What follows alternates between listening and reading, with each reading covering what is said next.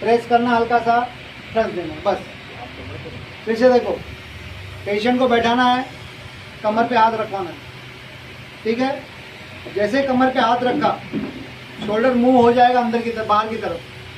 तो जैसे ये जो बॉल आता है यहाँ पे, ये बॉल पे आपका हाथ आएगा इधर, और ये हाथ इधर, ठीक है। पोजीशन देखो, मेरा पोजीशन टोटल इस डायरेक्शन में, ये रखा, हल्का सा धक्का देना, बस। एक ये कर सकते हैं, या दूसरी टेक्निक आप इसको यूज़ कर सकते हैं। पीछे हाथ रखिए, हाथ अंदर लीजिए, और अब जो धक्का देना ऊपर से देना है।